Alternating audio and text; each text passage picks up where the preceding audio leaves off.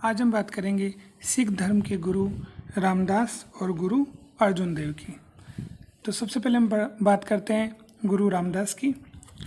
देखो, सिख धर्म की अगर हम बात करें तो सिख धर्म में 10 गुरु हुए हैं, जिनमें पहले जो गुरु थे उनका नाम था गुरु नानक देव।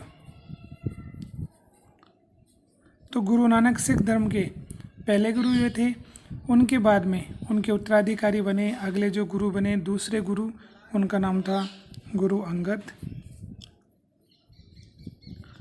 और गुरु अंगद के बाद में सिख धर्म के जो तीसरे गुरु बने उनका नाम था गुरु अमरदास।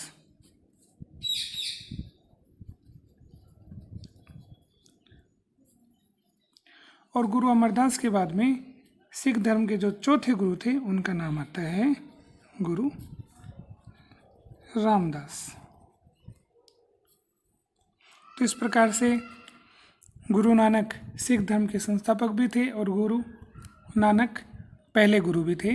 गुरु अंगद दूसरे गुरु आते हैं, गुरु अमरदास तीसरे गुरु आते हैं और गुरु रामदास जो थे वो चौथे गुरु आते हैं।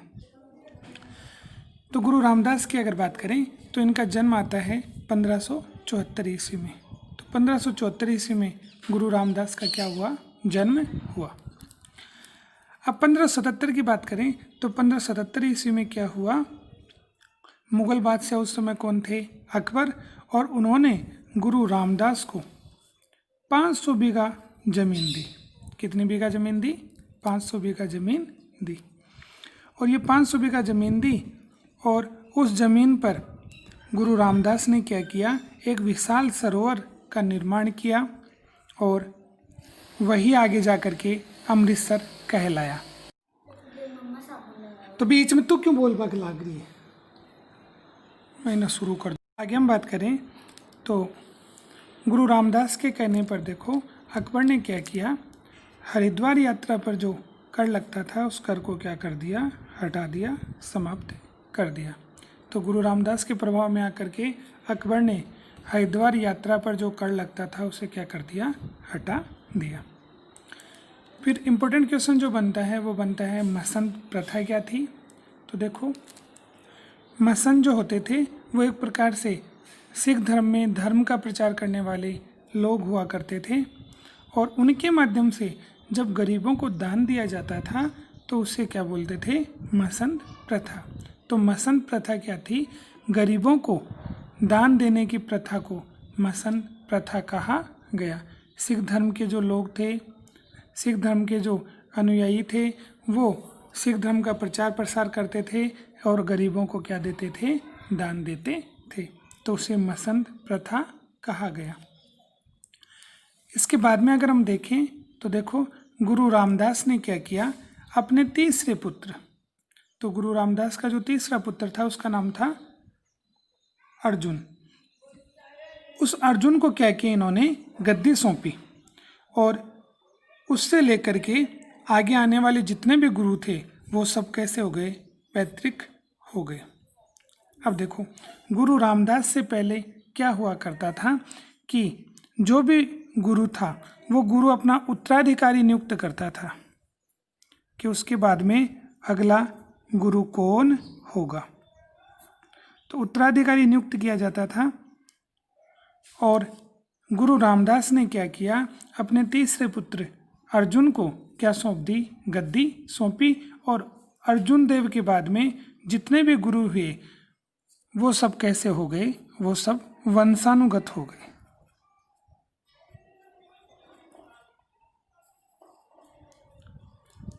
तो पैतृक हो गया, गुरु परंपरा कैसी हो गई, पैतृक हो गई। उसमें उत्तराधिकारी नियुक्त करने की आवश्यकता नहीं हुई। गुरु रामदास के समय देखो गुरु को सच्चा पातशाह कहा जाता था। यहाँ पर पातशाह का मतलब क्या हुआ, पातशाह का मतलब हुआ बादशाह से, कि गुरु रामदास के समय ही गुरु को सच्चा बादशाह कहा जाता था।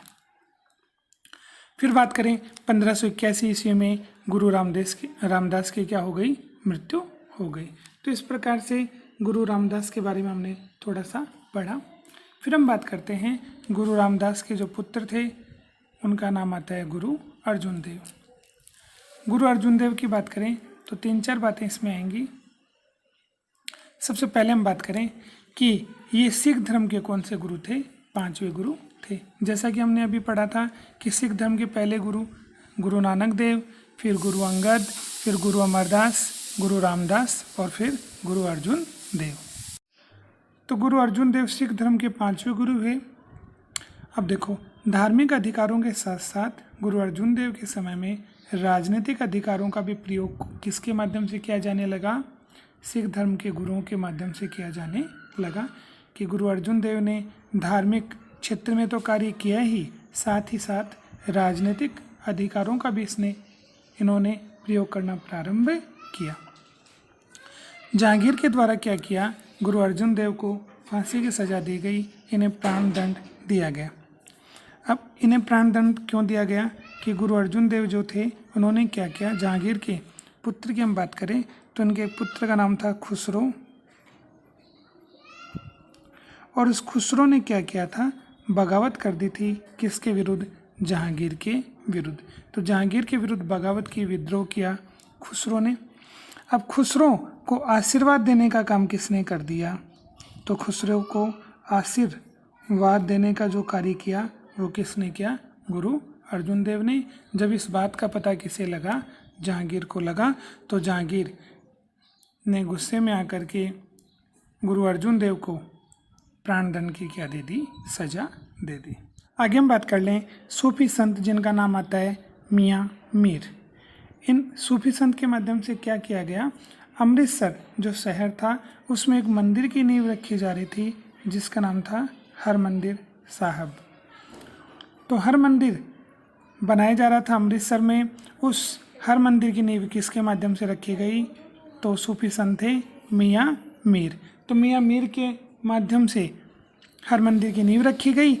और बाद में पंजाब के जो शासक थे जिनका नाम था रणजीत सिंह, उन्होंने क्या किया, इस मंदिर को चारों ओर से सोने से जड़वा दिया गया। तो चारों ओर से सोने की इसके परत लगवा दी गई और अंग्रेज़ों ने इस हर मंदिर को ही किस मंदिर के नाम से संबोधित किया, स्वर्ण मंदिर के नाम से संबोधित किया।